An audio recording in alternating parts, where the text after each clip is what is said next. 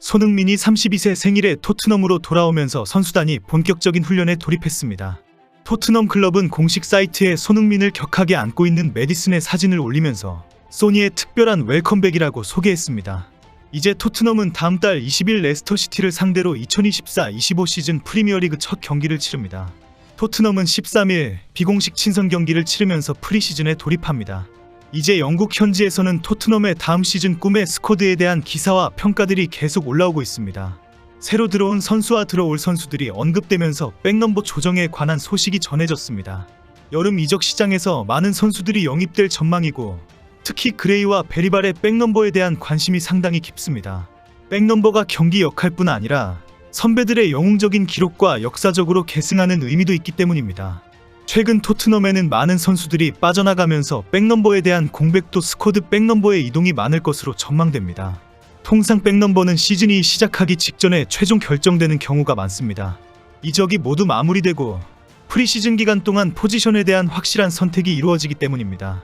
토트넘은 1번부터 20번까지는 무료이고 21번부터는 일정 금액을 지불해야 하는 것으로 알려져 있습니다. 지난 시즌에는 프리시즌 기간 제임스 메디슨, 마노 솔로몬, 데스티니 우도지는 클럽의 아시아 투어에서 각각 70번, 72번, 73번을 달았습니다. 토트넘에서 특별히 눈에 띄는 백넘버는 비카리오와 미키 판더벤입니다.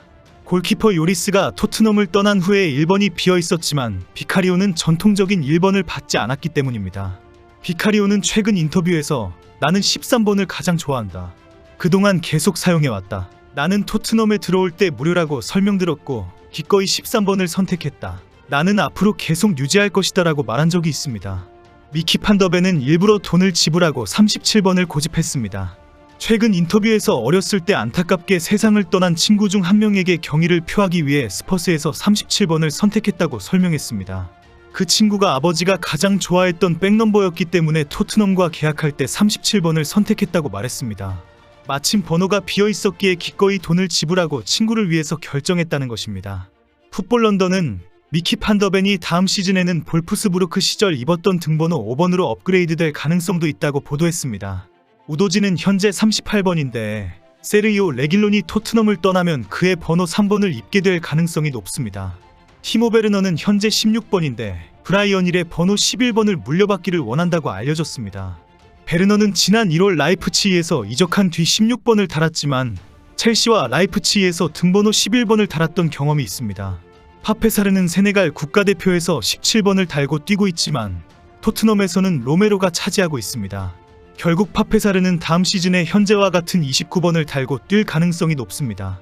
현재 프리시즌을 뛰고 있는 데인 스칼렛, 알피데바인, 제이미 돈리, 마이키 무어, 타이리스 홀 등은 새로운 등번호를 받을 수가 있습니다. 4번의 올리버 스킵, 5번의 호이비에르, 12번의 에메르송 로얄, 18번의 로셀소, 24번의 제드 스펜스, 27번의 마노 솔로몬, 30번의 벤탄쿠르 등 조금이라도 더 낮은 번호를 차지하는 경쟁이 치열하다고 알려졌습니다. 풋볼 런던은 손흥민이 합류한 후에 이루어진 훈련 장면을 소개하면서 아직도 나가야 하는 선수들이 상당히 많다라고 전했습니다. 매체는 토트넘 훈련장에 손흥민이 만 32세 생일날 훈련장에 도착했고 스포츠과학 스태프들이 대거 나타났다고 소개했습니다. 유로 2024에 출전한 호이비에르와 판더벤, 드라구신, 비카리오가 빠져있고 코파 아메리카에 출전한 로메로, 로셀소, 벤탄쿠르가 보이지 않는다고 전했습니다. 이들은 국제 경기를 마친 후에 주어지는 3주간의 휴식기간을 채운다면 일본으로 와서 합류할 것이라고 주장했습니다. 만약에 이 선수들이 스스로 휴가기간을 단축한다면 영국에서 제외할 수도 있지만 그럴 가능성이 없을 것이라고 지적했습니다. 이 선수들은 모두 대회를 마치고 휴식을 취한 뒤 25일경에 일본 도쿄로 날아올 것이라고 예상했습니다. 풋볼 런던은 손흥민과 함께 뛰고 있는 선수들 중에 곧 토트넘을 떠날 것이 확실한 선수들이 많다고 지적했습니다. 최근 토트넘이 공개한 라커룸과 훈련장 모습에는 브라이언 힐과 레킬론, 제드 스펜스, 에메르송 로얄 등의 얼굴이 보였습니다. 토트넘은 오는 토요일 7월 13일 호스퍼웨이 훈련장에서 비공개로 리그 1팀과 친선 경기를 치릅니다. 상대는 리그 1의 캠브리지 유나이티드이고 클럽의 스포츠과학 스태프들이 일제히 출동합니다. 포스테 감독과 코칭 스태프들은 다음 시즌을 위한 종합적인 선수 점검에 나설 계획입니다. 프리시즌의 첫 번째 경기로 기록될 13일 경기에는 베리발과 그레이가 미드필더로 본격 출전하고 손흥민이 원톱으로 나설 것으로 예상하고 있습니다. 토트넘이 그동안 미드필더 보강에 주력한 이유는 손흥민 등 공격진들에게 날카로운 패스가 살아야 한다는 이유 때문입니다. 센터백 등 수비수 보강은 손흥민이 후반까지 내려오는 경우를 확 줄이겠다는 의도입니다. 13일 경기에서 손흥민을 원톱으로 내세워 새로 영입한 베리발과 그레이의 미드필더의 능력을 점검하겠다고 밝혔습니다. 풋볼 런던은 토트넘이 첫 번째 경기에서 리즈 유나이티드와 유르가르덴에서 각각 합류한 아치그레이와 루카스 베리발을 적극 뛰게 할 것이라고 전망했습니다. 두 명의 18세의 미드필더는 며칠 동안 포스텍 감독의 훈련 세션이 요구하는 빠른 템포의 공격 축구를 훈련했다고 알려졌습니다.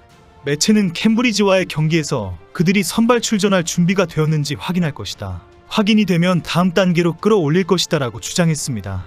캠브리지와의 친선 경기는 공식 경기와는 다르게 아주 세분화되어서 스포츠과학 스태프들이 종합 점검한다고 합니다. 45분씩 전후반 경기가 아니라 30분씩 세 부분으로 나누어 진행됩니다. 30분 동안 미친 속도로 총돌격하는 엄청난 체력전으로 개인의 능력과 시스템을 점검합니다. 캠브리지는 이미 오래전부터 프리시즌 훈련과 경기에 뛰어들었기 때문에 토트넘에게 강력한 체력 테스트를 제공할 것으로 기대합니다. 토트넘은 13일 캠브리지와의 비공개 친선 경기를 마치고 스코틀랜드로 이동해 다음 주 수요일 17일에 하트 오브 미들로시언 FC와 공식 친선 경기를 치릅니다. 이 경기는 루카스 베리발, 아치그레이 등 새로운 선수들과 처음으로 호흡을 맞추게 될 경기로 팬들에게 깊은 인상을 남길 첫 번째 기회가 됩니다. 7월 20일 토요일에는 로프터스 로드에서 QPR과 원조 런던 더비를 기억하는 친선 경기를 치릅니다. 이후 토트넘은 일본과 한국으로 날아가 아시아 투어 일정을 시작합니다. 27일 일본에서 비셀고베와 맞붙은 뒤 한국으로 이동해 31일 팀 K리그, 8월 3일 바이에른 뮌헨과 쿠팡 플레이 시리즈를 통해 격돌합니다. 이후 영국으로 돌아와 8월 10일 토트넘 호스퍼 스타디움에서 바이에른 뮌헨과 또 맞붙습니다. 토트넘은 이 대회를 새로운 시즌을 준비하는 중요한 기회로 여기고 있습니다. 바이에른 뮌헨과의 경기를 통해 팀의 전력을 점검하고 선수들의 경기 감각을 끌어올릴 계획입니다.